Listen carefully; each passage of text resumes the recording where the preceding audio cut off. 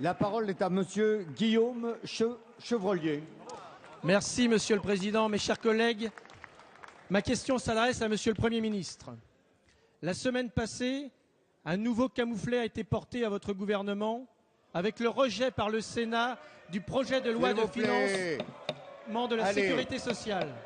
Allez. Rien d'étonnant, ce PLFSS n'apporte aucune vision globale de la politique de santé publique de notre pays. Il n'assure pas un financement pérenne de notre protection sociale et il n'améliore guère l'accès aux soins. Le monde médical est inquiet. Les manifestations le prouvent. Votre méthode est toujours la même. Au lieu de procéder aux baisses des dépenses, aux réformes de structure, vous préférez la voie moins courageuse qui consiste à alourdir la fiscalité. Or, ce PLFSS constitue un florilège de nouvelles taxes dans des domaines très variés qui frappent l'ensemble des citoyens dans des catégories entières, comme les retraités. Ces prélèvements touchent aussi notre économie. C'est ainsi que vous allez taxer les travailleurs indépendants, les artisans, les commerçants, les auto-entrepreneurs, l'industrie de médicaments, et que vous allez freiner l'essor des services à domicile. Or, ceux-ci sont essentiels pour toutes les familles et les personnes âgées dont le nombre augmente, et notamment dans les territoires ruraux. À l'heure où notre pays connaît un fort taux de chômage, est-ce ainsi que vous allez préserver l'emploi ? Je viens donc vous demander, Monsieur le Premier ministre, de prendre des mesures dont notre pays a besoin pour opérer enfin le redressement que vous évoquez si souvent. Merci. La parole est à monsieur Jérôme Cahuzac, ministre délégué chargé du budget. Merci, Monsieur le Président.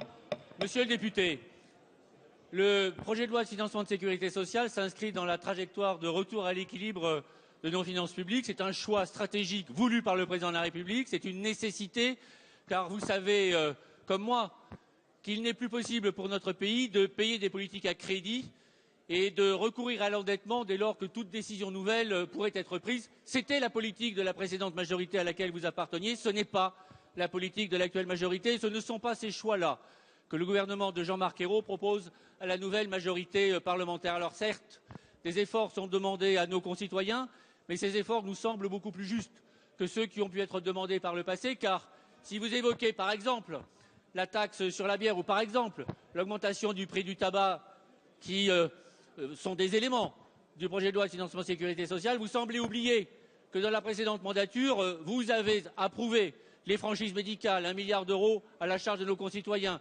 Vous avez oublié les 2 augmentations de taxes sur les mutuelles, 2,2 milliards d'euros à la charge de nos concitoyens. Vous avez oublié l'augmentation de la CSG que les salariés payent aujourd'hui parce que vous l'avez voté l'année dernière, 600 millions d'euros à la charge des seuls salariés. Bref, vous avez oublié l'ensemble des taxes qui ont frappé l'ensemble de nos concitoyens sans aucun souci de votre part, ni de la justice, ni de l'équité.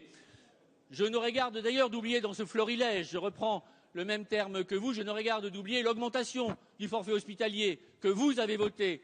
J'aurais garde d'oublier les baisses de remboursement des médicaments. Bref, nous ne procédons à aucune de ces dispositions qui reviennent à aggraver les inégalités.